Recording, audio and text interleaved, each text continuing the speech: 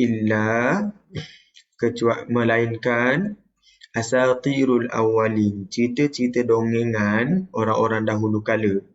Qul, katakanlah, terima kasih live telah pun dibuat ya.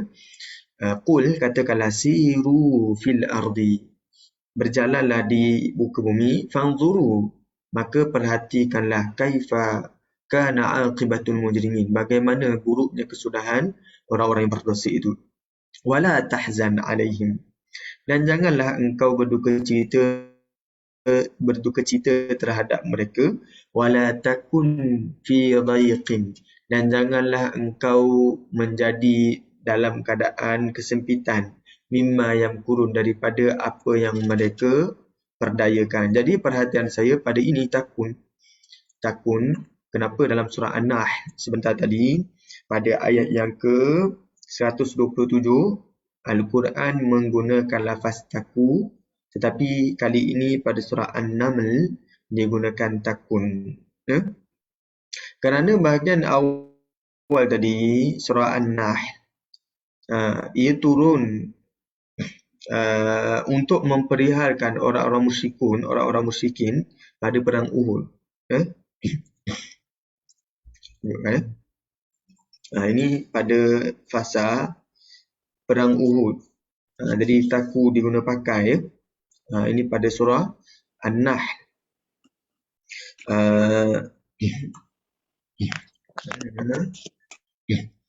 Jadi ketika itu Rasulullah SAW berdiri memerhatikan bagaimana keadaan Hamzah dibunuh masa dalam peperangan Uhud, sehingga Rasulullah SAW pernah bersabda dengan satu sumpah kerana pedihnya melihat kematian Hamzah, Sayyidina Hamzah ketika itu. Jadi ini pada selepas ada kekalahan dalam peperangan Uhud. Walaupun pada peringkat awal peperangan Uhud dilihat menang, tapi ada sebilangan umat Islam yang mati syahid dalam peperangan tersebut, menyebabkan wala taku fi dhaiqin. Dalam kalangan mereka ada yang makin mencabar kesabaran mereka, wasbir, ada cabaran dalam usaha mempertahankan kesabaran. Kemudian mereka berduka cita, kemudian mereka merasa sempit dengan apa yang dilakukan oleh orang kafir Quraisy. Lalu Allah Subhanahu Wa Taala berpesan ataupun menasihatkan kepada mereka umat Islam ketika itu. Yang pertama, sabar. Yang kedua, wala tahzan alaihim. Yang ketiga, wala taku fi dhaiqin, jangan rasa sempit. Ini yang kita nak bincangkan ni. Kenapa guna taku bukannya takun? Kerana ketika itu adalah fasa yang dahsyat bila kalah peperangan Uhud. Maka seolah-olah bila gunakan taku bukannya takun tapi taku, menggambarkan bahawa jangan ada sedikit pun, walaupun sedikit, perasaan sempit, kesempitan dada. Jadi taku digunakan lafaz yang lebih sedikit. Adanya al-hath di sini hath merujuk kepada untuk taku dibuang huruf nun, menunjukkan bilangan ataupun kadar yang lebih sedikit. Jadi janganlah merasa sedikit pun kesempitan dada dalam hati kamu, mimma yang kurun, daripada apa yang mereka usahakan. Jadi diguna pakai kalimah taku untuk perkara yang lebih dahsyat ataupun perkara yang lebih mubalaghah. Sebut mubalaghah ni maksudnya benda yang lebih dahsyat ataupun ekstrim.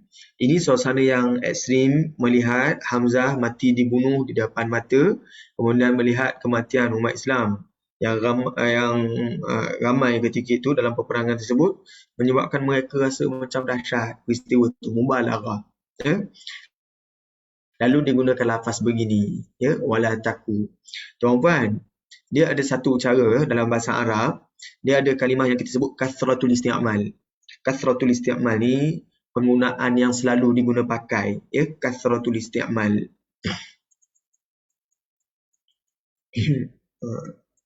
Kasratul isti'malnya ataupun kebanyakannya digunakan takun yang tadi, yang asal, yang saya sebutkan tadi kepada tuan-puan. Takun. Tapi bila diguna pakai dengan lafaz yang nadir, yang jarang diguna pakai ni, yang kurang diguna pakai, iaitu taku, maka ia membawa makna yang lebih kadang-kadang. Jadi di sini yang selalu diguna pakai adalah takun. Tapi bila diguna taku, ini menunjukkan ada sesuatu sehingga kan Al-Quran sengaja menggunakan lafaz yang tidak selalu orang sebut. Jadi lafaz yang selalu orang sebut takun, tapi lafaz yang tak selalu orang sebut adalah taku. Jadi bila guna taku ni adalah lafaz yang ada sesuatu yang Al-Quran nak paparkan. Jadi hikmah barangkali adalah kerana ini pada situasi yang lebih dahsyat, jadi digunakan taku. Jadi kenapa diguna taku juga? Tadi sebut jangan ada sedikit pun perasaan sempit ada. Kemudian diguna taku, ini adalah pada aspek perintah yang larangan yang lebih ringan berbanding wala takun. Wala takun, ini takun lebih ringan larangannya. Sebab apa? Ini situasi yang dahsyat. Jadi untuk hilangkan perasaan kesempitan dada tu, dia tak boleh secara banyak sekaligus. Jadi ia mengambil masa. Jadi betul, boleh nak hilang benda tu tapi ambil masa. Oleh kerana ia mengambil masa, maka digunakan taku, lafaznya taku, tak ada nun dekat sini. Jadi untuk hilangkan ni, dia boleh sikit-sikit jadi digunakan lafaz yang lebih pendek ni, taku. Menunjukkan ini kalau nak dibuat ni boleh hilang sikit je. Boleh hilang sikit-sikit. Tapi insya-Allah mudah-mudahan akan hilang. Tapi digunakan taku. Jadi situasi yang lebih getir digunakan lafaz yang lebih janggal ataupun lebih ganjil, iaitu taku. Situasi yang lebih getir juga digunakan lafaz, maksudnya janganlah buat walaupun sikit ataupun cuba kurangkan sikit. Begitu. Digunakan taku. Okey, mudah-mudahan sampailah pada tuan-puan. Jadi ini kerana peristiwa yang lebih dahsyat, maka kalimah wala taku lebih ringan ataupun lebih lembut sebutannya kepada umat Islam untuk mudah untuk mereka laksanakannya. Jadi digunakan taku. Tapi anda perhatikan kalau ayat yang kedua ni dalam surah An-Naml, ayat yang ke-67 sampailah ayat yang ke-70 ni, terutama ayat yang ke-70, ini adalah pada konteks orang kafir berhujah tentang hari kebangkitan. Jadi yang atas tadi cerita tentang perang Uhud. Jadi kematian orang-orang yang beriman. Tapi ini cerita tentang orang kafir yang berhujah mereka tidak mahu menerima agama Islam. Dan ini menyebabkan sebilangan umat Islam yang mempunyai keluarga yang tidak memeluk agama Islam, mereka ada perasaan sedih terhadap keluarga mereka. Jadi dekat sini ini perasaan sedih terhadap orang-orang kafir. Kalau tadi perasaan sedih terhadap kematian orang-orang yang beriman. Jadi kat sini disebut waqala alladziina kafaru, orang kafir berkata aidza kunna turaban wa aba'una inna la mukhrajun laqad wa'idna hadza nahnu wa aba'una min qablu in hadza illa asatirul awwalin qul siru fil ardi fanzuru kaifa kana 'aqibatul mujrimin wa la tahzan 'alaihim. Jangan sedih kan kematian mereka yang mati dalam keadaan kafir, wala takun. Jadi digunakan kalimah takun. Menunjukkan ini kalau tadi itu adalah benda yang payah, yang meninggal itu adalah yang beriman. Tapi yang ini adalah situasi orang kafir yang tidak beriman, tapi akhirnya mereka mati dalam keadaan tersebut. Maka Al-Quran menggunakan kalimah takun. Jadi ini tegahan yang lebih keras berbanding yang atas tadi. Atas tadi lebih ringan yang ini lebih keras bila disempurnakan sebutannya takun. Kalau situasi tadi yang lebih getir, tapi ini tidaklah segetir yang tadi, cuma ini tegahannya lebih keras, jadi digunakan takun. Jadi itu huraian kenapa digunakan takun, satu lagi taku. Okey, kita perhatikan lagi dalam beberapa ayat Al-Quranul Karim. Sebagai contoh, firman Allah Subhanahu wa taala, afaman kana ala bayyinatin min rabbih. Jika demikian, adakah sama mereka itu dengan orang-orang yang keadaannya sentiasa berdasarkan bukti yang terdapat daripada Tuhannya. Wa yatluhu syahidun minhu, dan diikuti oleh kitab suci Al-Quran yang memberi kenyataan sebagai saksi daripada pihak Tuhan meneguhkan bukti tersebut. Wa min qablihi, dan sebelum itu. Kitab Musa, kitab kenyataan yang serupa diberi oleh kitab Nabi Musa, Imam wa Rahmah, yang menjadi ikutan dan rahmat. Ulaika yu'minuna bih, orang-orang yang berkeadaan demikian mengakui dan menerima Al-Quran. Wa man yakfur bihi, dan sesiapa yang ingkar akan Al-Quran itu, minal ahzabi fannaru maw'iduh, daripada kumpulan-kumpulan kaum Al-Ahzab, fannaru maw'iduh, maka nerakalah yang dijanjikan tempatnya. Fala taku, di sini ya. Perhatian saya adalah pada ini, fala taku. Janganlah engkau menjadi fi miryatin, dalam keadaan teragak-agak ataupun menaruh perasaan ragu-ragu minhu, terhadap Al-Quran. Innahul haqqu min rabbik, kerana sesungguhnya Al-Quran itu adalah perkara yang benar daripada Tuhanmu. Walakinna aktsaran nasi la yu'minun, akan tetapi kebanyakan manusia tidak percaya kepadanya. Jadi dalam surah Hud digunakan fala taku. Seperti biasa saya sebutkan tadi, yang selalu digunakan pakai adalah takun, ada nun.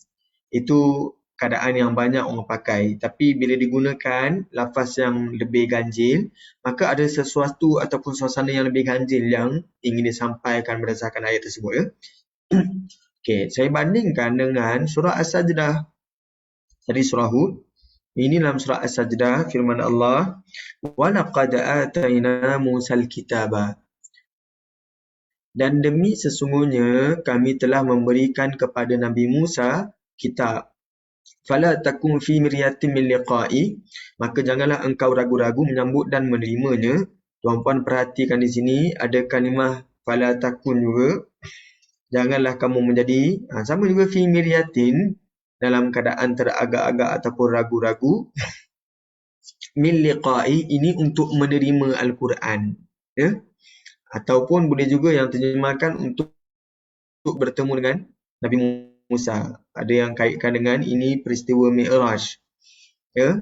Tapi ayat ni boleh saya katakan, kalau kebanyakan orang yang tafsir menyebut, jangan teragak-agak untuk menerima Al-Quran Karim. Wa ja'alnahu hudan li bani Israel. Dan kami jadikan kitab Taurat itu hidayah petunjuk bagi kaum Bani Israel. Wa ja'alna minhum a'immatan, dan kami jadikan dalam kalangan mereka pemimpin-pemimpin, yahduna bi amrina lamma sabaru, yang membimbing kaum masing-masing kepada hukum agama kami, lamma sabaru, selama mereka bersikap sabar dalam menjalankan tugas itu. Wa kanu bi ayatina yuqinun, serta mereka tetap yakin akan ayat-ayat keterangan kami. Okey, jadi dekat sini, kenapa dalam surah As-Sajdah digunakan takun, tetapi dalam surah Hud digunakan taku? Ya? Okey, kerana konteks pada dua ayat ini sudah tentu berbeza.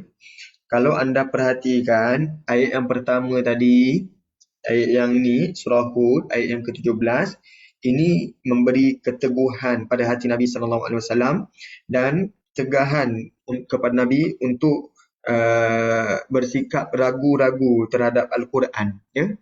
Jadi dekat sini, keteguhan untuk Nabi, afaman kana ala bayyinatin min rabbih.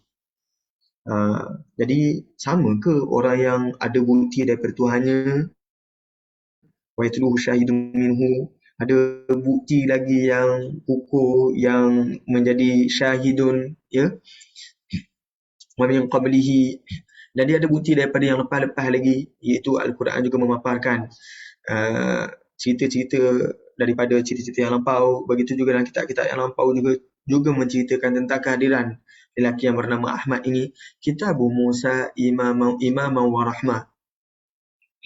Uh, kenyataan yang serupa diberi dalam kitab Musa sebagai ikutan dan rahmat. Jadi ini cerita tentang keteguhan untuk terhadap Al-Quranul Karim. Ya, keteguhan untuk beriman dengan Al-Quranul Karim. Jadi yu'minu nabi kat sini bukan. Ulaika yu'minu nabi. Mereka itu beriman dengan Al-Quran. Ya.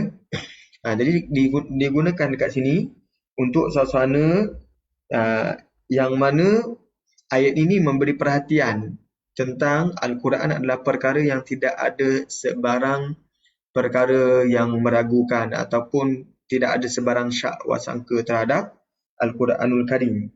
Ya? Bahkan pada penutup ayat ini disebut innahul haqqu min rabbik. Ini adalah benar daripada Tuhanmu.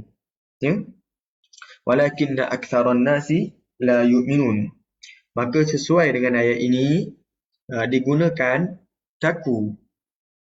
Jadi perintahnya tegahannya adalah lebih bersifat makro.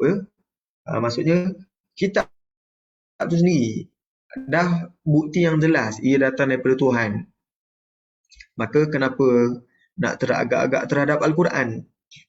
Jadi fala taku fi miryatin minhu. Ini tegahan yang lebih dahsyat kepada Nabi sallallahu alaihi wasallam dan orang-orang yang beriman supaya jangan sesekali walaupun sedikit pun, jadi fala taku, jangan sedikit pun menjadi. Jadi saya sebutkan tadi kan, macam tadi kan, yang ayat ayat surah An-Nahl kan, la taku. Jadi taku tadi tu janganlah kamu jadi walaupun sedikit pun rasa sempit. Jadi itu pada surah An-Nahl, jangan sedikit pun rasa sempit.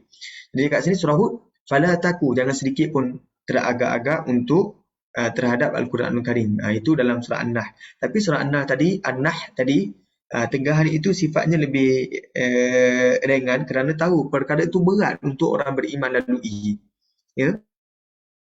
Berbanding surah An-Naml. Tapi dalam surah Hud ini adalah pada keadaan yang walaupun ini keadaan yang berat, tapi kena berjuang sehabis mungkin. Fala taku, jangan sedikit pun rasa teragak-agak terhadap Al-Quran. Okay. Jadi ayat yang ini, surah Hud ini, tentang Al-Quran Al-Karim dan ditujukan juga kepada umat Nabi Muhammad SAW. Juga ada ugutan kepada orang yang kufur kepada Al-Quran. Ya? Tetapi kalau dalam bahagian yang kedua tadi, surah As-Sajdah, itu adalah berkenaan dengan kitab Taurat dan Bani Israel ceritanya. Ya? Kalau atas tadi tentang Al-Quran, yang bawah ni sedang cerita tentang kitab Taurat dan Bani Israel. Maka ini pada asalnya jangan ada perasaan teragak-agak terhadap untuk menerimanya, kerana itulah kitab Taurat dahulu, tidak ada keraguan padanya. Dan ia pernah menjadi petunjuk. Itu kitab Taurat dulu. Jadi sekarang ni begitu juga nak terima Al-Quran. Ya? Nak terima Al-Quran maksudnya mereka mempercayai Al-Quran, dah mempercayai. Cuma agak mencabar untuk mereka tambah lagi kandungan Al-Quran. Itu pada perspektif surah As-Sajdah. Jadi ada perbezaan yang tadi tu untuk kenal Al-Quran tu dah mencabar. Ini untuk tambah lagi Al-Quran, itu mencabar. Ada beza ya. Untuk terima Al-Quran daripada awal dengan untuk tambah lagi kandungan Al-Quran. Ya. Jadi ayat yang kedua ni untuk surah As-Sajdah ni sedikit berbeza dengan yang atas. Sesuai dengan itu, maka konteks ini artinya mereka dah terima Al-Quran untuk surah As-Sajdah. Cuma yang mencabarnya nak tambah lagi, nak sampaikan lagi macam mana. Yang tadi yang atas, untuk terima Al-Quran tu dah dahsyat dah untuk mereka. Maka digunakan taku untuk keadaan yang lebih ekstrim. Untuk yang ini, untuk keadaan yang lebih ekstrimnya tak sedahsyat yang atas tadi. Lalu digunakan takun. Ya? Itu penggunaan kalimah takun dan taku. Ya. Kita teruskan lagi. Jadi taku, setakat ini kesimpulan yang kita boleh buat. Taku adalah untuk situasi yang lebih dahsyat. Manakala takun, itu situasinya taklah sedahsyat yang tadi. Jadi untuk perkara yang dahsyat, digunakan kalimah yang jarang ataupun kurang diguna pakai berbanding kalimah takun tadi. Ya. Okey, saya teruskan. Kalau tuan-puan ada tambahan, silakan. Ya. Dalam surah Al-Qiyamah, kalau tuan-puan perhatikan, Allah berfirman, Alam yaku, bukankah ia pernah jadi nutfatan, nutfah, air mani, min maniyin, daripada mani, yumna, yang telah dipancutkan. Awalam yaral insanu, dan tidakkah manusia itu, anna khalaqnahu, memerhatikan, tidakkah manusia itu memerhatikan, anna khalaqnahu min nutfah, bahawa kami menciptakannya daripada nutfah tadi, air mani. Fa idza huwa khasimun mubin, dalam pada itu maka dengan tidak semena-mena menjadilah ia seorang pembantah yang jelas bantahannya. Jadi dalam surah Al-Qiyamah digunakan yaku. Kenapa dibuang kaf dibuang nun ya? Kerana untuk memberi perhatian kepada pembaca bahawa betapa hina dinanya permulaan bagi manusia. Betapa kecilnya nilai seorang manusia, ya, menurut apa yang sepatutnya mereka tahu. Lalu daripada itulah mereka membesar menjadi lebih membesar, ya. Jadi kalimah yaku merujuk kepada ini, mereka dahulu kecil sahaja. Mereka dahulu hina. Jadi untuk keadaan yang lebih mubalaghah, lebih ekstrim huraiannya ataupun persembahannya, maka digunakan yaku. Ya. Tidakkah dia dulu ni nutfah je. Jadi ini menggunakan lafaz yang lebih ringkas, yaku tanpa nun, untuk perhatian yang lebih tinggi, untuk lebih menarik perhatian. Jadi digunakan yaku, tidak ada nun. Dan ini disokong dalam surah Yasin, bahawa itulah asal kejadian manusia, ya. Anna khalaqnahu min nutfah fa idza huwa khasimun mubin. Tapi mereka bila dah membesar, mereka jadi khasim, pembantah, mubin. Jadi kita sebutkan nutfah ini adalah makhluk yang belum sempurna kejadiannya, itu nutfah. Dan memanglah nutfah itu adalah makhluk yang hina. Jadi kenapa diguna yaku? Untuk menambahkan lagi kehinaan kepada kejadian asal manusia. Maka tidak heran dalam kebanyakan surah pun, untuk mengingatkan asal manusia, Allah selalu mengingatkan manusia ni sebelum ni tak ada apa-apa. Lam yakun syai'am mazkura. Ya? Bukanlah sesuatu yang disebut-sebut. Jadi kerana itulah digunakan yaku. Okey, kita tengok lagi. Bila tidak ada nun tadi, saya sebutkan walaupun sedikit, walaupun kecil. Itu maksudnya kalau disebut tak ada nun, ya. Jadi tadi alam yakun nutfatan. Alam yakun nutfatan, betapa kecilnya. Gitu. Dekat sini kita sebut surah An-Nisa. Innallaha la yazlimu mithqala dzarrah. Sesungguhnya Allah tidak sesekali menganiaya seseorang sekalipun. Mithqala dzarrah, seberat zarrah, seberat debu. Ada yang menguraikan zarrah ini adalah habuk ataupun benda yang paling kecil, ya. Tapi kita sesuaikan dengan zaman dahulu. Jadi ada yang kritik yang kata zarrah ni tak boleh terjemah dengan maksud atom. Jadi dia kata sebab orang Arab guna pakai kalimat zarrah itu dengan maksud zarrah, iaitu biji benih, biji sawi, biji sawi, zarrah. Tapi bagi saya rasa tak ada masalah zarrah itu kita maksudkan dengan perkara yang paling kecil dalam dunia ni. Boleh dengan maksud biji sawi, kecil biji sawi, ataupun zarrah. Kalau ada lagi benda kecil boleh juga. Sebab itu bahasa Arab maksudnya kadang-kadang lebih luas daripada apa yang kita kenal, ya. Jadi kita boleh guna dua-dua maksud itulah. Wa in taku, dan kalaulah amal yang seberat zarah itu menjadi hasanatan, amal kebajikan. Yudha'ifha, nescaya ia akan menggandakannya. Wa yu'ti min ladunhu ajran 'azima, dan dia akan memberikan daripada sisinya pahala yang besar. Jadi soalannya, kenapa bila sebut amal kebajikan digunakan taku bukannya takun? Untuk memberi isyarat bahawa sekecil mana pun hasanah ini, perkara yang baik ini, tapi ia adalah besar bagi Allah Subhanahu Wa Taala. Yudha'ifha, dia gandakannya. Dia nampak? Jadi untuk menambahkan nilai ekstrim ayat berkenaan ataupun penyampaian berkenaan, digunakan lafaz taku, lafaz yang lebih ganjil berbanding yang asal. Okay. Saya teruskan lagi, sama juga dengan dalam surah Luqman. Ya bunayya, wahai anakku, innaha, sesungguhnya, in taku mithqala habbatin min khardalin. Jika ada sesuatu perkara yang baik ataupun yang buruk, mithqala habbah, sekalipun seberat biji sawi. Tadi saya sebutkan zarrah, tadi ada yang terjemahkan juga biji sawi. Di sini habbah, habbah ni biji. Dia start tu bukan dia buat baru, dia ada min khardalin, dari serta ia dari kat sini, in taku mithqala habbatin min khardalin, sekiranya ia adalah perkara yang sebesar habbatin min khardalin, biji yang, sekejap saya perhatikan khardalin ni masuk apa ya.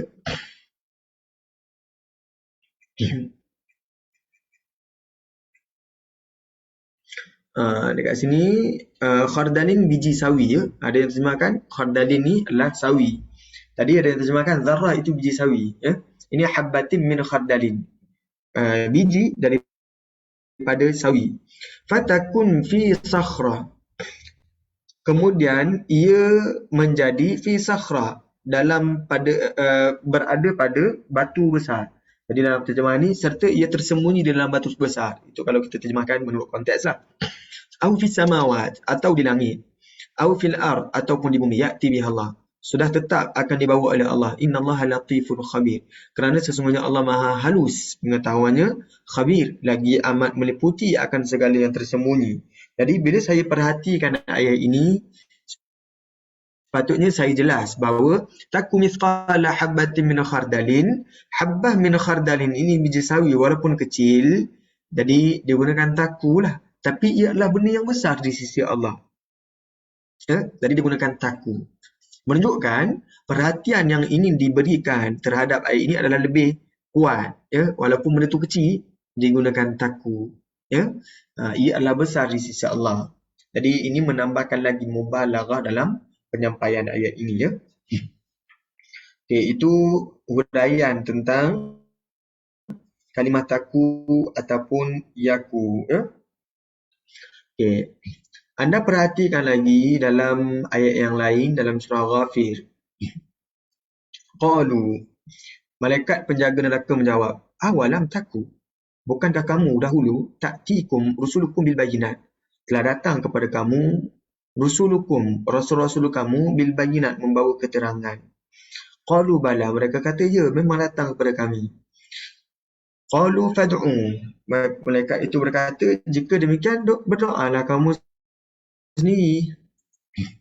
Wama, maaf ya, mubalaghah itu apa? Mohon maaf, mubalaghah ini maksudnya ekstrim ya.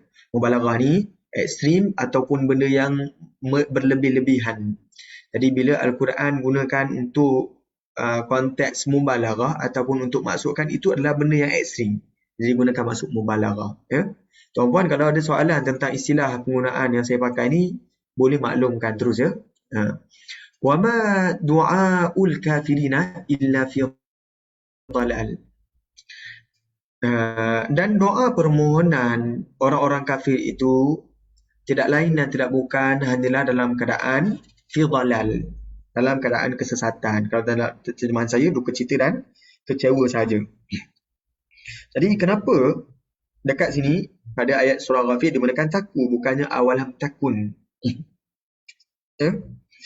Jadi untuk soalan yang paling dekat, sekecil-kecil urusan adalah kena tanya dulu, datang tak Rasul kepada kamu? Dah datang dah, kan? Jadi benda tu bukan benda yang kecil. Jadi digunakan taku untuk membawa makna yang lebih besar walaupun benda tu kecil. Ya? Jadi digunakan taku. Jadi benda yang kecil untuk membesarkan lagi makna dia, jadi digunakan taku. Sama yang tadi. Ya? Jadi ini disebutkan dalam surah Ghafir. Berbanding dalam surah Al-Mu'minun. Kalau saya baca surah Al-Mu'minun, alam takun. Jadi ada orang kata mungkin sebab alam kot. Alam ataupun awalam. Tuan-puan, taku ataupun takun bukannya terjadi sebab alam ataupun awalam. Ya? Kalau tuan-puan perhatikan dekat ni, yang sebelum ni. Ya? Tadi, yang atas tadi ini, wala takun, inilah. Lafaz yang sama juga la, wala taku. Jadi taku. Kalau tadi, wala takun. Lafaz yang wala juga tapi takun. Okey, kemudian kalimah fala taku. Ini fala. Bukan takun ni jadi bukannya sebab fala. Sebab fala juga menyebabkan jadi takun. Jadi perbezaan antara taku dan takun bukannya sebab lafaz sebelumnya berbeza. Bukan. Lafaz yang sama sebelumnya. Ya? Sama juga dekat sini. Alam yaku. Mungkin sebab alam kot sebenarnya. Bukan. Sebab pada ayat yang lain juga, ada je alam digunakan untuk yakun. Yakun. Jadi bukan sebab alam. Dalam nahwu betul. Ini alam lah yang menyebabkan jadi yaku dan yakun. Dua-dua tu disebabkan lafaz yang sama.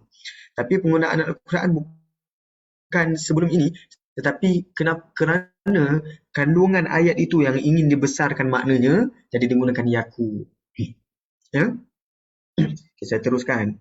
Mungkin sebab saya scroll ni lajulah nampaknya, ya. Saya teruskan. Okay, dalam surah Al-Mu'minun, alam takun. Bukankah ayat-ayatku sebelum ini tutla alaikum, dibacakan kepada kamu, fakuntum biha tukadzibun, lalu kamu terus-menerus mendustakannya. Jadi ini digunakan pada bentuk yang lebih sempurna. Ya? Kalau yang tadi tuan-puan, antara huraiannya, apa beza taku dan yaku juga. Taku dan yaku merujuk kepada benda yang tak sempurna. Ya? Contoh dekat sini, awalam taku ta'tikum rusulukum bil bayinat. Rasul dah datang kepada kamu, tapi kedatangan Rasul tu tidaklah menjadikan kamu sempurna. Ya? Kamu sempurna akhlak kamu. Ayat yang sebelum tadi pun, intaku, ini walaupun sekecil perkara, tidaklah besar sangat benda tu. Amal tu belum lagi sempurna pun, tetapi di sisi Allah bukanlah perkara yang sia-sia. Ya? Allah latifun khabir. Sama, mithqal wa intaku hasanatan. Perkara yang baik walaupun belum sempurna keadaannya, yudha'ifha. Allah tetap juga akan menggandakannya. Jadi huraiannya, jadi alam takun, ini disempurnakan penggunaan lafaz berbanding atas ni, kerana ayat-ayat yang dibacakan kepada kamu ni adalah ayat-ayat yang sempurna sifatnya, ayat-ayat yang sempurna penyampaiannya, ya. Jadi digunakan takun.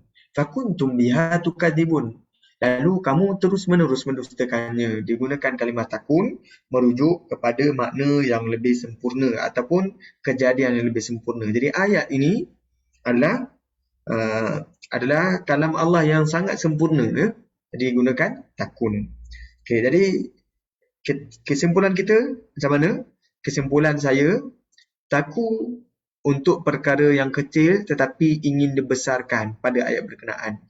Taku juga untuk menunjukkan makna yang lebih ekstrim, untuk membesarkan perkara yang mungkin pada setengah orang nampak biasa-biasa, tapi sebenarnya penyampaian Al-Quran mubalaghah, untuk menambahkan ekstrim, nilai yang berlebihan. Itu maksud taku. Kemudian taku juga boleh merujuk kepada perkara yang tidak sempurna ataupun kecil je kejadiannya. Ya? Jadi ada 3 isyarat daripada taku tadi. Tapi untuk takun dekat sini menunjukkan makna yang lebih sempurna, kejadian yang lebih sempurna. Jadi itu maksud takun, penggunaan takun. Ya? Tuan-puan yang dirahmati Allah sekalian, huraian kita pada petang ini sifatnya adalah ijtihadi. Ijtihadi ni apa? Ia menurut perkara yang menurut apa yang dikaji dan disemak oleh manusia. Jadi yang membentangkan yang ini, tajuk kita pada petang ni, saya ambil daripada buku ni ya. At-Ta'biru Al-Qur'ani. Sekejap saya tunjuk kepada tuan-puan. Ini At-Ta'biru Al-Qur'ani. Jadi ini ditulis oleh As-Samarra'i. As-Samarra'i ya. Dr.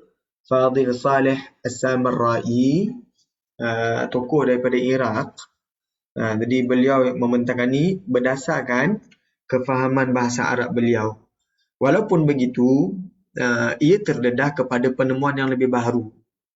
Jadi sifat bahasa, selalunya orang ingat bahasa tu sifatnya tidak ada pembaharuan ataupun huraian-huraian yang baru.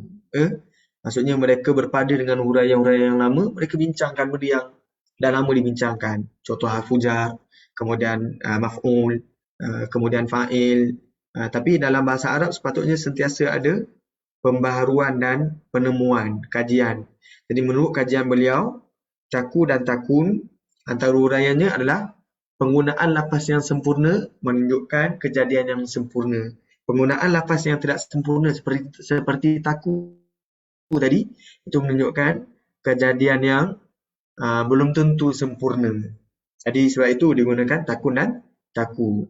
Walau bagaimanapun, ini hanyalah huraian beliau pada tahun, saya tunjukkan, pada tahun, kalau cetakan saya, cetakan yang ke-9, tahun 2014.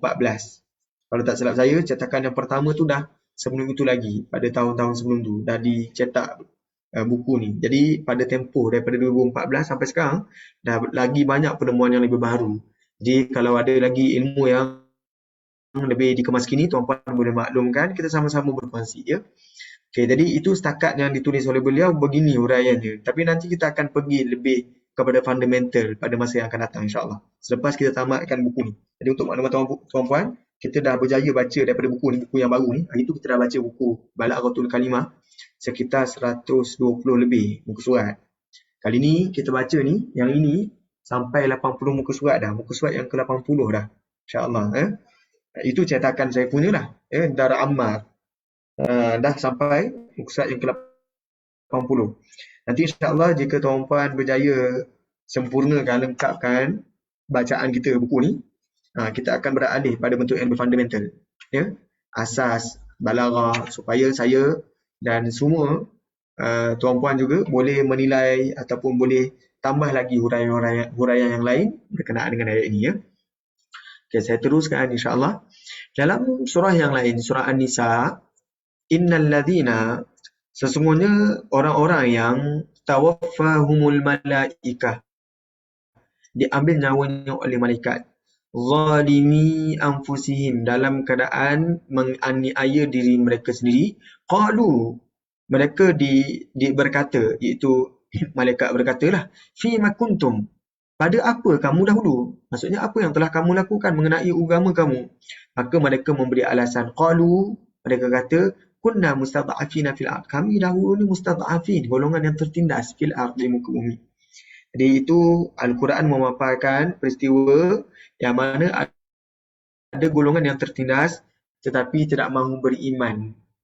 Kerana apa? Alasan mereka, kerana kami dulu ditindas. Jadi keadaan kami yang tertindas tak mampu untuk kami beriman. Alasan ini adalah alasan yang bakal berulang sepanjang kehidupan manusia ni.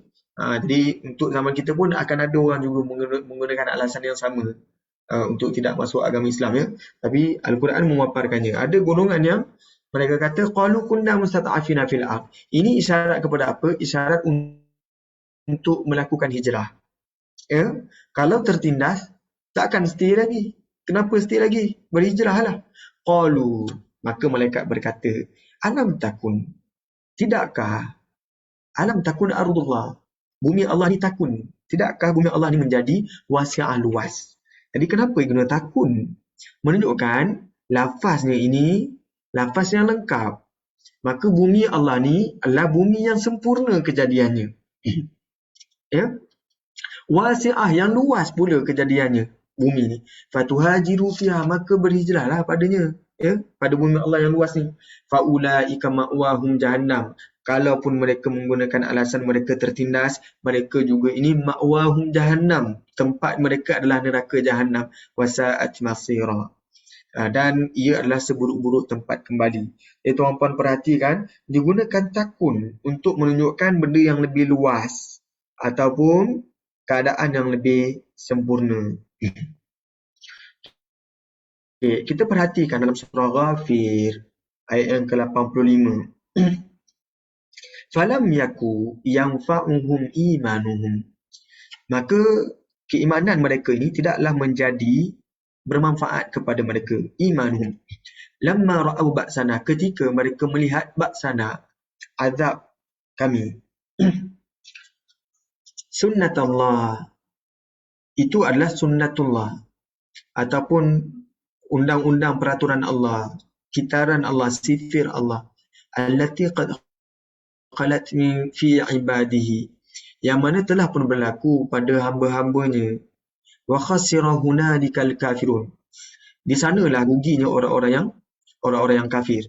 Jadi kenapa disebut imanuhum lam yaku, kenapa tak guna yakun untuk sini, ya? Jadi untuk menunjukkan keimanan mereka ini tidak sempurna. Jadi kalau mereka melihat azab Allah ketika itu, ya, keimanan mereka tu kerana melihat azab saja. Bila azab itu hilang, mereka tetap akan kufur balik. Ya? Jadi yaku diguna pakai menunjukkan keimanan ketika itu tak sempurna juga dan tidaklah bermanfaat. Jadi digunakan yaku. Jadi itu perbezaan yakun dan yaku. Yakun untuk merujuk pada makna yang lebih lengkap. Yaku makna yang kurang ataupun tidak sempurna, tidak lengkap, ya. Okay, mudah-mudahan jelas kepada tuan-puan perbezaan takun ataupun taku, ataupun yakun ataupun yaku. Jadi selepas ini kalau tuan-puan baca ayat Al-Quran ada yaku, tuan-puan dah boleh bandingkan. Ini ada sesuatu perkara yang Al-Quran ini maklumkan, seolah-olah itu adalah benda yang tidak sempurna. Seolah-olah ini adalah benda yang kecil tapi Al-Quran nak highlightkan. Walaupun kecil tapi ia adalah benda yang besar di sisi Allah. Okay, jadi itu uraian yaku, yakun, taku, takun. Tuan-puan kalau ada soalan silakan. Kalau tak ada saya teruskan kepada uraian berikutnya, ya. Yaku dan taku sama ke? Yaku dan taku tak sama, tuan-puan, ya. Okay.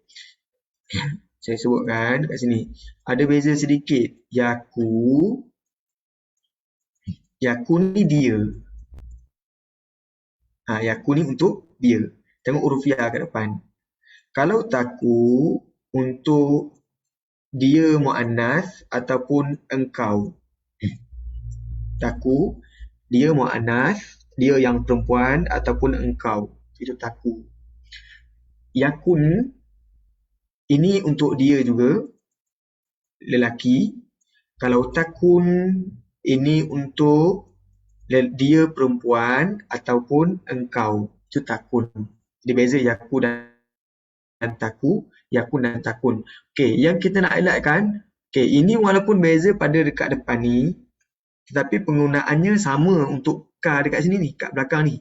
Jadi pada perbincangan kita ini adalah benda yang samalah sebab tidak ada nun kat belakang. Ya? Beza dekat depan ni, yaku, ya saja letak. Bezanya yang kita nak bezakan dengan yang bawah ni, ada nun dengan tak ada nun. Jadi perbezaan yang kita bincangkan, ada nun ke tak ada nun. Adapun yang kat depan ni, ini pada perbincangan saraf. Ya, tak, ya, tak. Belakang ni pun sebenarnya saraf, cuma kita boleh kaitkan dengan balaghah. Balaghah ni apa? Balaghah ni apa? Okay, untuk makluman tuan-puan, dalam ilmu bahasa Arab, kita ada tangga dia. Ataupun orang guna sistem piramid lah tuan-puan, ya. Saya conteng dekat halaman sini, ya. Saya buka halaman sekejap.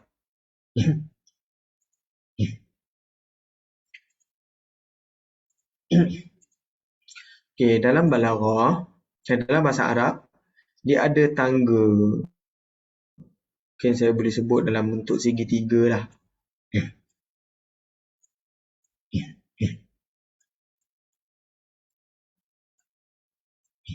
Sekurang-kurangnya ada 4 tangga ni. Tangga yang pertama atas kali ni, Mula-mula saya akan cerita tentang apa? Saya akan belajar mengenai huruf.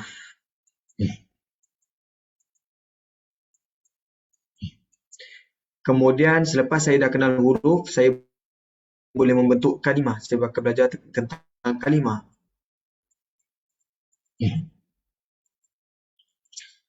Selepas itu saya boleh beralih kepada ilmu berkenaan dengan jumlah. Dalam bahasa Arab, kalimahnya adalah jumlah. Tapi dalam bahasa Melayu kita sebut ayat lah. Kemudian selepas ayat, makna.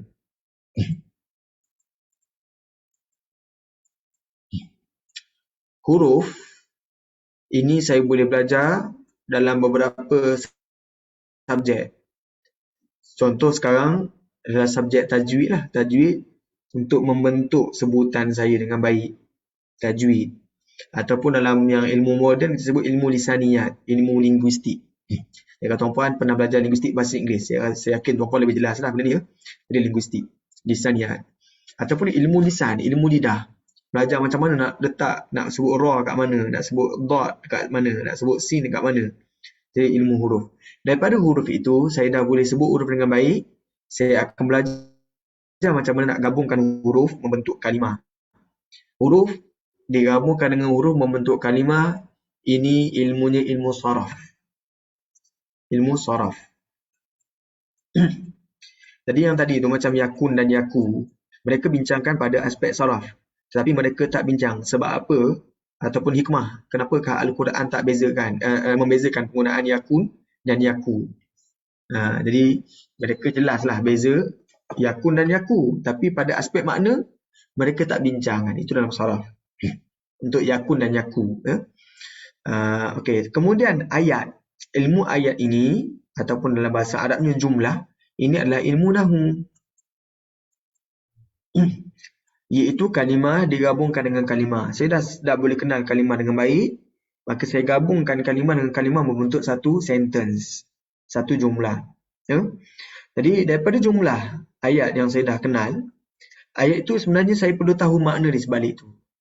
Contohnya bila saya masuk kelas ataupun saya sedang panjat pokok, mak saya beritahu saya panjatlah lagi pokok. Itu ayat dah lengkap.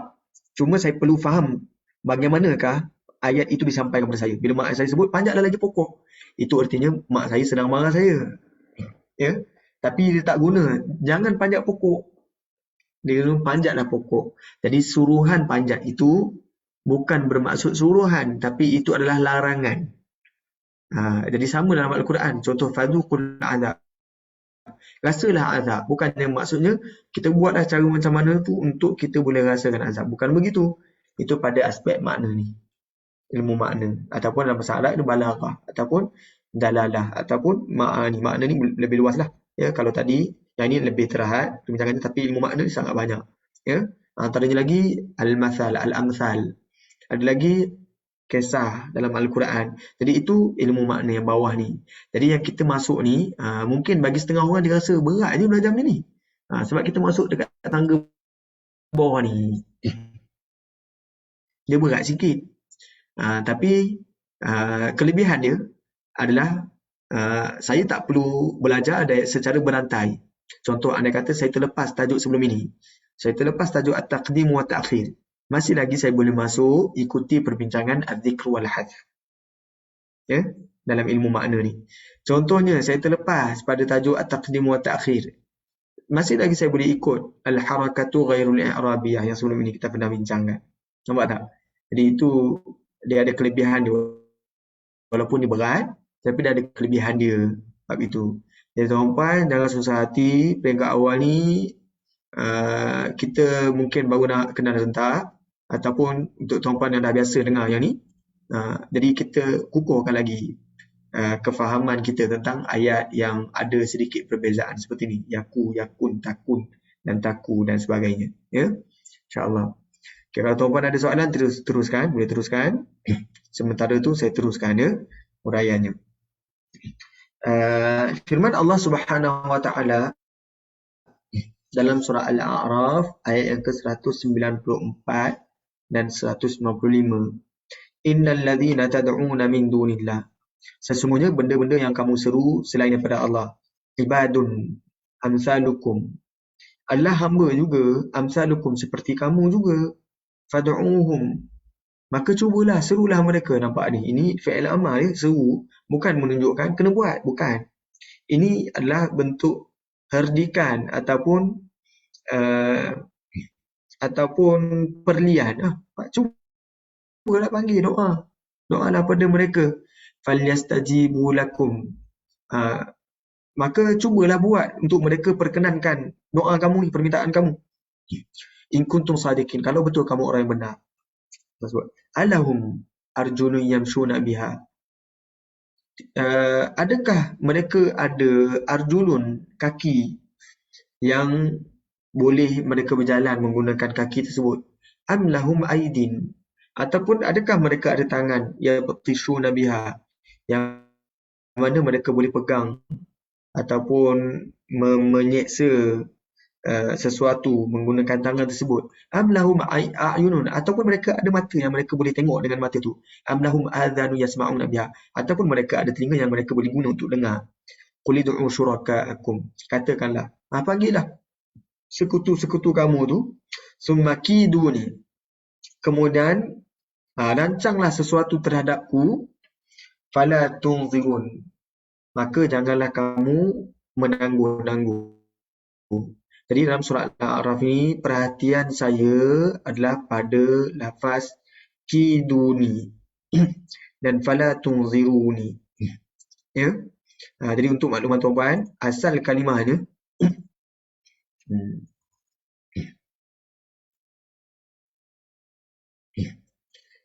asal kalimahnya adalah kiduni. Saya besarkan ya. Ni asalnya kiduni, ada ya. Yang asalnya lagi adalah kidu tambah dengan ya. Kidu, rancanglah, kamu rancanglah. Ya, saya. Jadi kita tak akan sebut kidui. Ya, kita akan tambah nun ni. Jadi kiduni. Jadilah kiduni. Jadi nun ni bukan nun yang asal. Nun ni adalah untuk menghalang fi'il bercampur dengan isim. Jadi nun dipanggil nun al-wiqayah. Nun yang mencegah. Nun kat sini asalnya kidui. Tapi terpaksa ditambah nun untuk mencegah kidu masuk secara langsung dengan ya. Sebab dia fi'il masuk dengan isim. Ya? Kalau isim masuk dengan isim boleh. Contohnya kalau kitabun masuk dengan ya, saya. Jadi kita tak akan sebut kitabuni, tapi kita sebut kitabi. Sebab ini adalah isim bergabung dengan isim. Kata nama bergabung dengan kata nama. Tapi kalau tadi kidui, dia akan jadi kiduni. Sebab nun ditambah. Nun ini nama dia adalah nun al-wiqayah. Tambahan nun ini nun al-wiqayah. Tujuannya adalah supaya fi'il tidak bercampur dengan isim. Jadi nun dimasukkan, kiduni. Okey. Jadi kalau nak buang, kita akan buang nun. Sebab nun ni bukannya asal. Nun ni adalah wiqayah untuk mengelakkan daripada dua kalimah ini bergabung sahaja. Ataupun bercampur. Ya? Jadi nun ni macam penghadang lah. Ya? Kita panggil nun al-wiqayah. Tapi yang uniknya, dalam bahasa Arab mereka buang ya ni. Jadi mereka tinggalkan nun. Ya? Jadi nun ditinggalkan tapi ya dibuang. Jadi selalunya tuan-puan akan temui dalam beberapa keadaan yang mana mereka letakkan mereka buang ya ataupun ada kalanya mereka gunakan ya. Jadi kat sini sumakiduni, ini buang ya. Falatunziruni, ini buang ya juga. Kenapa ya dalam surah Al-A'raf ayat yang ke-195 tidak ada ya pada kiduni, sama juga tunziruni tidak ada ya. Itu yang kita nak bincangkan. Ya. Okey. Jadi yang kebanyakan penggunaannya kiduni dia panjang. Fala tunziruni, dia panjang dia ya. Tapi untuk ayat ni dibuang ya. Okey, saya teruskan. Manakala dalam surah dalam surah Hud ayat yang ke-50, wa ila adin akhahum huda, dan kepada kaum Ad kami utuskan saudara mereka iaitu Nabi Allah Hud alaihi salam. Qala, dia berkata, ya qaum, wahai kaumku. Sama juga, ya qaum ni samalah. Lafaz yang asalnya ada ya. Ya qaumi asalnya. Tapi dia buang ya lah. Tapi saya tak nak uraikan yang ni, kita nak uraikan yang lain nanti. Kalimah yang macam kidu ni tadi juga. Ubudullah, sembahlah Allah, malakum min ilahin ghairuh. Tiada Tuhan selain daripada Allah. In antum illa muftarun. Kamu tidak lain dan tidak bukan hanyalah muftarun, orang-orang yang mengada-adakan perkara-perkara yang dusta. Ya qaum, wahai kaumku, la as'alukum alaihi ajra. Aku tak minta sebarang upah daripada kamu tentang ajaran yang aku sampaikan itu. In ajriya illa 'alal ladzi fatarani. Tidak lain dan tidak bukan upahku hanyalah pada Allah Subhanahu wa taala yang fatarani, yang menciptakan aku. Afala ta'qilun? Tidakkah kamu menggunakan akal? Jadi anda perhatikan fatarani ini ada ya. Jadi asalnya fatara masuk dengan ya. Tambah nun adalah untuk al-wiqayah, supaya fa'il dan isim tidak bercampur. Wa ya qaumi astaghfiru rabbakum. Wahai kaumku, mintalah ampun kepada Tuhan kamu. Summa tubu ilaih, kemudian kembalilah taat kepadanya. Yursilis samaa alaikum midrara, supaya dia mengirimkan langit kepada kamu. Artinya langit dekat sini adalah hujan. Midrara.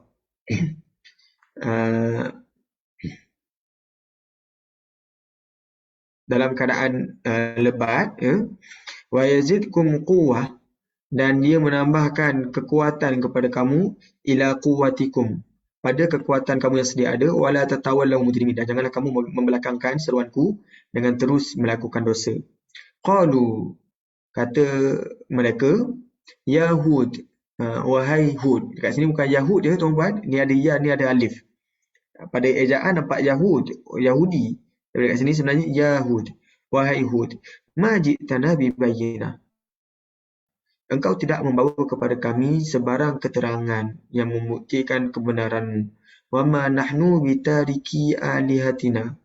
Dan kami tidaklah akan meninggalkan penyembahan Tuhan-Tuhan kami, an qawlik, disebabkan kata-katamu. Wa ma nahnu laka bimu'minin, dan kami tidak sesekali percaya kepada kamu. In naqulu illa i'taraka ba'du alihatina bisu. Kami hanya boleh berkata bahawa setengah daripada Tuhan-Tuhan kami telah mengenakan kamu suatu penyakit gila. Jadi mereka mendakwa Nabi Hud adanya su. Okey, disebabkan engkau selalu mencaci penyembahan kami itu. Qala, Nabi Hud menjawab, inni ushhidullah, sesungguhnya aku menyeru Allah untuk menjadi saksi, wasyhadu, dan kamu bersaksilah juga, anni bari'um mimma tusyrikun, bahawa aku ini berlepas diri daripada apa yang kamu sekutukan. Min dunih, selain daripada Allah. Fakiduni.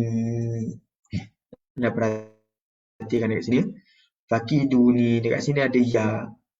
Jami'an, semuanya. Summala tunziruni. Ini tak ada ya pula. Jadi ada perbezaan dalam surah Al-A'raf dan surah Hud. Surah Hud digunakan kiduni, nun pendek, tak ada ya. Tunziruni pun pendek juga nun yang kedua. Surah Hud, kiduni ada ya, dan tunzirun tidak ada ya. Jadi kenapa ya ada perbezaan kalimah kiduni pada surah Al-A'raf dan surah Hud? Okey, jadi sudah tentu ada beza antara lafaz yang tidak ada ya dengan lafaz yang ada ya. Ya, sebab dalam penggunaan dalam ejaan pun ada beza. Kidu ni kalau tak letak baris pun ada beza dah, menjejaskan pada sudut ejaan, pada sudut rasam. Jadi antaranya huraiannya, kerana bila ada ya merujuk kepada konteks penceritaan yang lebih terperinci, yang lebih panjang. Jadi sebab itu jika anda perhatikan dalam surah Hud, cerita Nabi Hud ini lebih panjang penceritaannya berbanding kisah Nabi Hud yang dipaparkan dalam surah Al-A'raf. Kedua-duanya masing-masing bercerita tentang kisah Nabi Hud.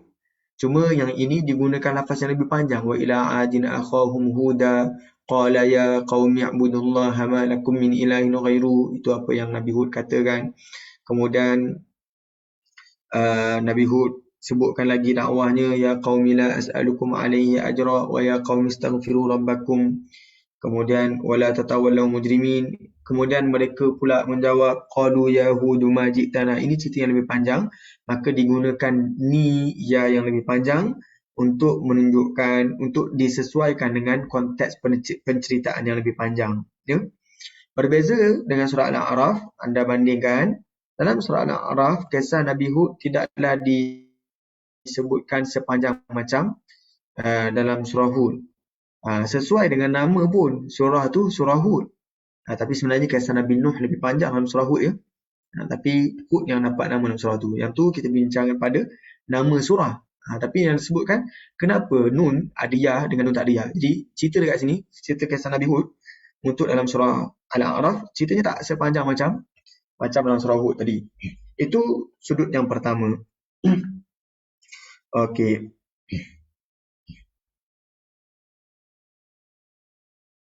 Yang kedua, sudut yang kedua adalah penggunaan surah berkenaan. Dalam surah Al-A'raf, seringkali ya yang ada pada Nun dibuang. Itu dalam surah Al-A'raf. Berbanding dalam surah Hud, selalunya ya diletakkan bersama dengan Nun. Walaupun tadi macam tunzirun, tidak ada ya. Tapi pada kebanyakan tempat, ya diletakkan, diizharkan pada surah Hud. Jadi kerana itu jugalah digunakan fakiduni, ada ya dekat belakang. Sebab banyaknya penggunaan ya yang diletakkan pada Nun pada surah Hud. Jadi surah itu sendiri. Jadi ada dua poin dah. Yang pertama, kerana penyampaian surah. Yang ini lebih panjang, yang atas tadi lebih sedikit, lebih pendek. Yang kedua, kerana penggunaan surah itu pada lafaz ya yang ada dengan Nun. Jadi pada Nun al-wiqayah, pada kebanyakan tempat, Nun wiqayah disekalikan dengan ya al-mutakallim. Namanya ya ul-mutakallim. Ya tuan-tuan, ya yang merujuk pada maksudnya aku. Ya. Berbanding pada yang surah Al-A'raf, kebanyakan huruf Nun al-wiqayah tidak disekalikan dengan ya al-mutakallim. Okey. Itu antara huraiannya. Jadi kalau kita perhatikan, dalam surah Hud, mereka membalas dakwah Nabi Hud dengan balasan, dengan jawapan-jawapan yang dahsyat, lalu dipanjangkan penceritaannya. Bahkan mereka menuduh Nabi Hud dengan su. Dalam terjemahan saya ni adalah penyakit gila, kan? Jadi ini disesuaikan dengan ini. Inni usyhidullah wa asyhadu anni bari'um mimma tusyrikun. Jadi penekanannya adalah lebih pada surah Hud. Kerana penceritaan yang lebih, kemudian jawapan balasnya pun lebih. Lalu penekanan pada kidu ni diberi perhatian yang lebih. Jadi fakiduni jami'an, bila disempurnakan bacaan, menyebabkan bacaannya tu lebih tekan ataupun lebih panjang, ya, berbanding summa kiduni fala tunziru, ya. Okey, itu huraian kenapa dekat sini nun ada ya. Okey, ada lagi sudut yang lain.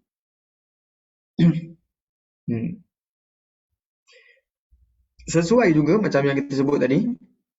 Bila saya sebut fakiduni, bacaan saya lebih panjang berbanding kiduni. Nun yang tidak ada ya. Jadi sesuailah dengan penceritaan itu penceritaan yang lebih panjang berbanding yang tidak Surah ada Al-A'raf. surah Al-A'raf. Okey, saya teruskan. Tapi dalam surah Al-A'raf, tuan-puan akan dapati tak ada huruf ya al-mutakallim pada kebanyakan ayat, melainkan pada lafaz inna waliyallah. Itu ada ya. Yang lain tak ada ya. Yang lain selalunya dibuang ya pada surah Al-A'raf. Okey. Tapi ada lagi huraian yang lain ya. Okey, itu huraian yang ketiga. Saya tak silap saya. Tadi yang pertama penceritaan yang pendek ataupun panjang. Yang kedua penekanan yang lebih kuat dengan penekanan yang tak kuat. Yang ketiga pengulangan kalimah yang ada ya dengan yang tak ada ya pun berbeza ya, ulangan kalimah. Okey. Kejap saya tengok kejap. Okey, itu pengulangan dengan 3 perkara. Tapi ada lagi perkara yang seterusnya ya. Iaitu kalau anda perhatikan dalam surah Hud, kalimah yang diguna pakai di sini adalah fa. Maka summa kemudian. Okey. Anda bandingkan dengan surah Al-A'raf. Dalam surah Al-A'raf yang disebutkan dekat sini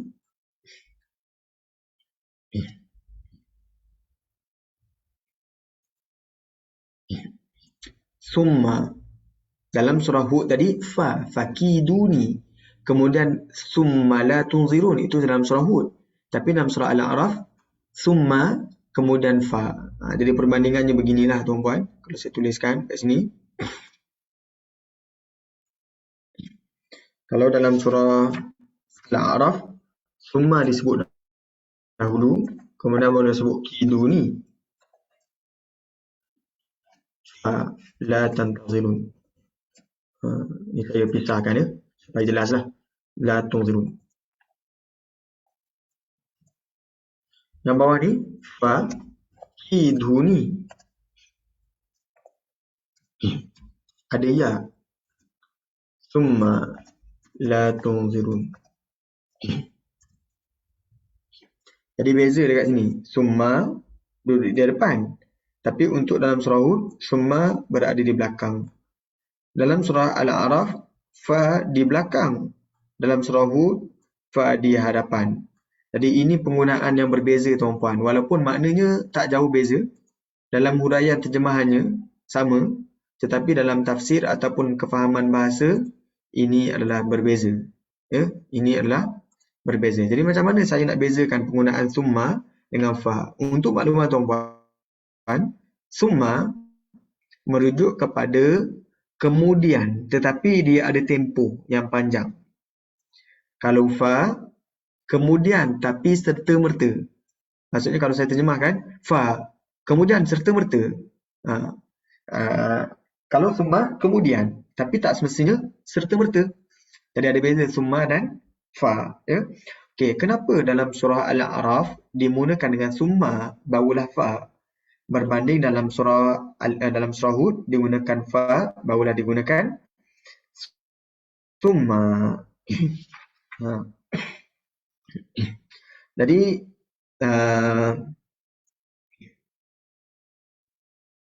kerana dalam surah Al-A'raf cabaran Nabi Hud kepada orang yang tidak beriman untuk melakukan perancangan kepadanya tidaklah dalam bentuk cabaran yang mendesak. Summa, kemudian buatlah, ambillah masa pun. Kiduni, buatlah perancangan terhadapku. Jadi dia taklah minta dalam keadaan buat serta-merta. Cuma fala, dah settle rancangan tu, fala, jangan tangguh-tangguh. Serta-merta buat. Jadi fa duduk belakang. Ya, fa duduk belakang. Tapi ini sesuai dengan surah Al-A'raf, ya, iaitu serta-merta tidak beri penangguhan, ya, tidak beri penangguhan maksudnya serta-merta buat benda tu kalau nak buat sesuatu. Sebab apa? Sebab surah ini banyak memaparkan hukuman-hukuman Allah kepada mereka yang ingkar di dunia, dan hukuman itu berbentuk dunia mereka dah dapat bala Allah. maka hukuman yang mereka terima di dunia itu adalah hukuman yang tidak ada penangguhan. Maka untuk penangguhan digunakan fa serta merta. Ya. Tetapi kidu ni perancangan dalam surah Al-A'raf tidaklah disebut dalam bentuk yang lebih serta merta. Jadi untuk hukuman digunakan dalam bentuk yang tidak ada penangguhan, iaitu di dunia Allah dah memberi hukuman kepada golongan yang tidak beriman. Ya. Tetapi kidu ni untuk perancangan ni ada masa yang diberi peruntukan kepada mereka. Okey, tetapi dalam surah jadi kalau anda perhatikan dalam surah Al-A'raf, Allah sebut wa kam min qaryatin ahlaknaha. Ayat sini. Wa kam min qaryatin ahlaknaha faja'aha ba'suna bayatan aw hum qailun. Dan berapa banyak negeri yang kami binasakan, iaitu datangnya azab seksa kami menimpa penduduknya pada malam hari, aw hum qailun, atau ketika mereka berehat pada tengah hari. Qailun ni qailulah, ya, bukan mereka berkata, ini qailulah. Wa anistaghfiru rabbakum. Tetapi dalam surah Hud Allah sebut wa anistaghfiru rabbakum. Tadi Al-A'raf Allah cerita tentang Allah musnahkan negeri yang melakukan dosa. Faja'aha ba'suna, datang azab siksaan kami. Bayatan, tengah tidur lagi pada waktu malam. Auhum qailun. Jadi serta-merta tidak ada penangguhan pada mereka tentang azab Allah. Tapi dalam surah Hud Allah sebut wa anistaghfiru rabbakum. Istighfarlah kepada Tuhanmu. Summa tubu ilaihi, kemudian bertaubatlah kepadanya. Yumatti'kum mata'an hasana, supaya ia memberikan kesenangan kepada kamu, mata'an hasana, kesenangan yang baik. Ila ajalim musamma, hingga ke suatu masa tertentu. Wa yu'ti kulladhi fadlin fadlah, dan memberi tiap-tiap orang yang mempunyai kelebihan fadlah, pahala kelebihannya. Wa in tawallau, dan jika kamu berpaling, fa inni akhafu alaikum azab yaumin kabir, maka aku takutkan ke atas kamu azab yaumin kabir. Jadi di sini menunjukkan ada penangguhan pada sudut seksaan ataupun bala Allah terhadap manusia, iaitu Allah beri masa untuk mereka beristighfar, mereka bertaubat, ya. Cuma bila mereka berpaling juga, maka datanglah kepada mereka azab yang besar, yaumin kabir, pada hari yang besar. Jadi dekat sini menunjukkan ada peruntukan masa berbanding surah Al-A'raf serta merta pada hukuman Allah. Okey. Dalam surah Al-A'raf dalam surah Hud disebutkan lagi wala in akharna anhumul azab. Ada penangguhan lagi, ya. Dan demi sesungguhnya jika kami tangguhkan azab daripada menerima mereka ila ummatin ma'dudah, ke suatu masa yang tertentu, la yaqulunna ma yahbisu, tentulah mereka akan berkata secara mengejek, apakah yang menghalangnya. Ala yauma ya'tihim laisa masrufan anhum, ketahuilah pada hari datangnya azab itu kepada mereka tidak akan dapat ditolak daripada menimpa mereka. Wa haqa bihim ma kanu bihi yastahzi'un, dan tentulah mereka akan diliputi oleh azab yang mereka telah ejek-ejek itu. Jadi dekat sini ada isyarat, ada penangguhan azab oleh Allah terhadap mereka, digunakan kalimah akharna dalam surah Hud, ya. Dan ada isyarat, ada suruhan sebelum Allah turunkan azab, istaghfiru summa tubu. Barangkali kerana yang demikian itulah lafaz yang digunakan dalam surah Hud digunakan summa la tunzirun, bukannya fala tunzirun. Janganlah kamu bertanggung, ya. Jadi disebut summa pada surah Hud. Tetapi dalam surah Al-A'raf kita tengok lagi digunakan summa baddalna makana sayyi'atil hasanah. Setelah mereka tidak juga insaf, kami gantikan kesusahan itu dengan kesenangan. Hatta afau, hingga mereka berkembang biak. Waqalu, dan mereka berkata, qad massa aba'ana ad-dharra'u was-sarra, sesungguhnya nenek moyang kita juga pernah merasai kesusahan dan kesenangan sebagaimana yang kita rasakan. Fa akhadnahum baghtah, lalu kami timpakan mereka dengan azab seksa. Wa hum la yash'urun, dan mereka tidak menyedarinya. Jadi sesuai dengan ini, kita tengok summa kiduni, fala tunzirun. Kemudian kamu semua jangankan tipu daya terhadapku serta janganlah kamu bertangguh. Anda perhatikan ada sedikit persamaan antara summa badalna ayat yang ke-100 ayat yang ke-95 dengan ayat yang 100 selepas ni, iaitu 195 tambah satu je kat hujung. Tambah 100 je. Iaitu anda perhatikan dekat sini. Permulaan ayat dalam surah Al-A'raf ayat yang ke-95 summa kemudian fa akhadnahum baghtah. Jadi Allah sebut kami gantikan kesusahan, kami buat macam-macam dah. Ada waktu senang, ada waktu susah. Hatta afau. Kemudian mereka boleh berkembang lagi. Dan mereka kata qad masa'aba ana ad-dharra' was-sarra'. Tapi tetap juga mereka tidak beriman. Fa'akhadnahum. Maka kami datangkan azab siksaan baghtah kepada mereka. Jadi fa diguna pakai kemudian. Jadi digunakan summa dulu barulah sebut fa. Tapi dalam surah Al-A'raf ayat yang ke-155 anda perhatikan summa juga dan fa di hujung. Seolah-olah ini adalah satu munasabah ataupun keserasian yang cantik, iaitu digunakan summa kemudian fa, kemudian summa kemudian fa. Jadi ada keserasian ayat yang ke-95 surah Al-A'raf dan surah Al-A'raf ayat yang ke-155. Jadi barangkali ini antara hikmah kenapa surah Al-A'raf ayat yang ke-155 digunakan summa terlebih dahulu barulah digunakan fa, diselarikan ataupun diserasikan dengan ayat yang ke-95. Sebenarnya ada lagi huraian tentang ayat ni kalau tak silap saya. Ada lagi huraian tentang Al-A'raf dan Hud. Jadi insya-Allah kita akan teruskan lagi perbincangan tentang ayat ni. Perbezaan antara summa kiduni fala tunzirun dan fakiduni summa la tunzirun, nanti kita akan bezakan lagi insya-Allah tuan-puan. Jadi tuan-puan ada soalan ataupun ada tambahan ataupun